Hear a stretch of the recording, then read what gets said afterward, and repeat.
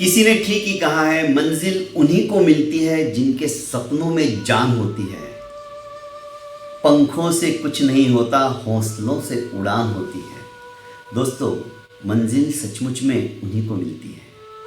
हमारे सपने मजबूत होने चाहिए, कुछ करने की ललक होनी चाहिए।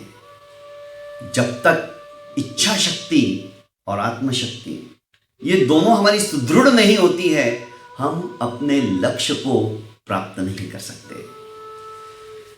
जीवन है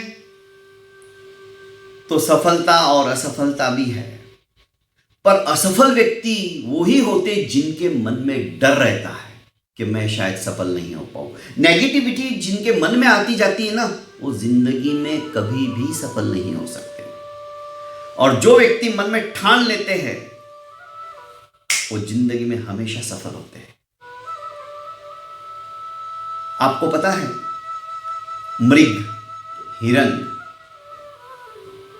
1 घंटे के अंदर 90 किलोमीटर की दूरी तय कर लेता है। 1 घंटे में इतना तेज भागता है। और बाघ 1 घंटे में 60 किलोमीटर दौड़ सकता है। फिर भी बाघ हिरन को मार देता है। क्यों जानते हो? क्योंकि हिरन के मन में हमेशा डर रहता है और वो बार बार मुड़ मुड़ के पीछे देखता रहता है। बाघ अभी कितनी दूरी पर है, तनिक रुकता है, फिर पीछे मुड़कर देखता है। इसी बीच में बाघ आकर उसके ऊपर झपट्टा मार देता है और हिरन ढेर हो जाता है। कहने का अभिप्राय, जहां डर है वहां असफलता है, और जहां भय नहीं है, डर नहीं है, कुछ करने की हिम्मत है, वहां पर दोस्तों सफलता चरण चूमने के लिए आतुरित रहती है। आपके मन के अंदर यदि आपने सोच लिया कि नहीं, मैं काम करके रहूंगा, अवश्य में वो काम पूरा होता है। अर्जुन का धृत वाक्य था, देहम वा पातयामि कार्यम वा साधयामि। कार्यम वा साधयामि, देहम वा पातयामि। या तो मैं कार्य के अंदर सिद्धि प्राप्त कर लूंगा या फिर इस शरीर को ही नष्ट कर दूंगा। फलस्वरूप उसकी इस हिम्मत ने असंख्य अक्षोहिणी सेना कौरवों की गाजर मूली की तरह काट कर रख दी। ये हिम्मत कहां से आई? ये ताकत कहां से आई? आत्मा के अंदर ही सब कुछ है, बस उसे प्रकट करने की आवश्यकता है। दोस्तों, जब ये हिम्मत इस तरह से आ जाती है ना, जिंदगी में सफलता ही सफलता हमें प्राप्त होती है। एक छोटे से उदाहरण के माध्यम से आपको बताऊं, पुराने समय की एक छोटी सी कहानी है। राजा के गुप्तचरों ने आकर कहा कि महाराज, थोड़े से दिनों के पश्चात हमारे राज्य के ऊपर पड़ोसी राजा आक्रमण करने वाला है, और यह खबर अक्षरशः सत्य है। गुप्तचरों की बात राजा ने बहुत ध्यान से सुनी। राजा चिंताग्रस्त हो गए, सोचने लगे अब क्या हुआ, हमारे पास तो इतना सैन्य बल भी नहीं है,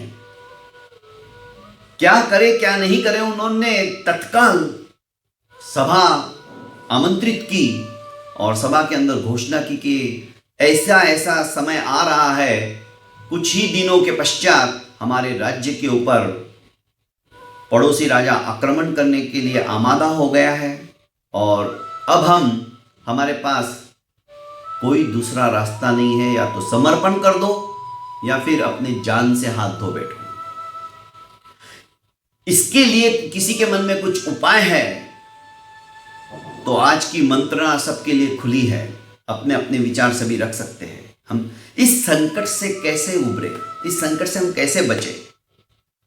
लोगों ने तरह तरह के उपाय बताए, राजा को नहीं जचे। आखिर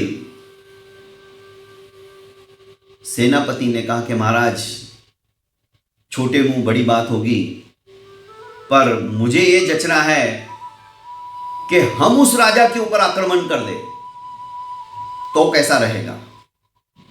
राजा ने कहा, कैसी बात करते हो, हमारे पास सैन्य बल है कहां और कैसे हम उसके ऊपर आक्रमण करेंगे। महाराज, अभी उसको आक्रमण करने में बहुत समय है, कम से कम 10 दिन पकड़ लीजिए। इस समय का हमें सदुपयोग कर लेना चाहिए, क्योंकि वो अभी गफलत में है। उनके मन में यही है कि हम आक्रमण करेंगे, पर बात उल्टी हो जाएगी। हम आज ही रात को यहां से कूच करें, हमारी जितनी भी सेना है, और उसको हम ऐसी दशा में मारे जो कि वो स्वप्न में भी सोच नहीं सकता है कि हमारे ऊपर कोई आक्रमण कर सकता है। उसका फायदा हमें उठा लेना है। राजा को सेनापति की बात में थोड़ा दम महसूस हुआ और राजा खुद मोटिवेट हो गया। सारी प्रजा उस समय जो बैठी थी वो सोचने लगी कि हम भी इनका साथ देंगे। प्रजा ने भी अपने अपने औजार, अपने अपने हथियार धार मारना चालू कर दिया। तय हो गया, आज रात को हमको उसी राजा पर कुछ करना है। असफलता के जब सारे रास्ते बंद हो जाते हैं ना दोस्तों, सफलता हमारा स्वागत करने के लिए तत्पर रहती है। राजा ने सेना के साथ में रातों रात पड़ोसी राज्य के ऊपर आक्रमण की तैयारी शुरू कर दी। निकल पड़े और जैसे ही नगर के बाहर निकले, राजा ने जो वापस नगर के भीतर जाने का जो नदी के ऊपर का ब्रिज था, पुल था, 1 सेकंड के अंदर उसको भस्मीभूत कर दिया, जलाकर राख कर दिया। सब देखते रह गए, अब हम जाएंगे कैसे वापस अपने नगर में। राजा ने कहा, अब देखो, हमारे पास जी जान से उस राजा को समाप्त करने के अलावा दूसरा कोई चारा नहीं है। वैसे भी हमें मरना ही है और हम वापस मुड़कर भागकर अपने नगर में भी नहीं जा सकते। अब हमें क्या करना है, आप ही सोचो। करना यही है कि हिम्मत रख के, मृत्यु तो सुनिश्चित है, चाहे इधर जाओ या इधर जाओ, पर हिम्मत अभी भी जिंदा है। यदि हमने थोड़ी सी हिम्मत दिखाई तो इसकी कितनी भी सेना क्यों ना हो, हम इसके ऊपर विजय प्राप्त कर सकते हैं। राजा ने इस तरह से उन सैनिकों के अंदर और प्रजाजनों के अंदर जोश भरा। और दोस्तों,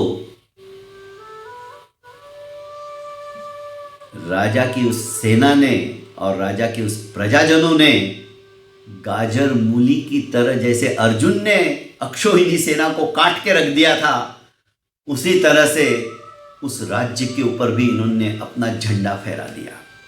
कहने का अभिप्राय है दोस्तों कि आज असफलता के जब सारे दरवाजे हमारे बंद हो जाते हैं, सिवाय सफलता के फिर कुछ भी नजर नहीं आता है। बस यही सफलता हमें हर क्षेत्र के अंदर चाहिए। आप चाहे बिजनेसमैन हो, आप चाहे विद्यार्थी हो, पढ़ाई कर रहे हो, या आप चाहे कोई भी कार्य कर रहे हो, यदि आपको सफल होना है तो सबसे पहले असफलता के दरवाजों को बंद कर दीजिए। जैसे राजा ने वो ब्रिज भी उड़ा दिया।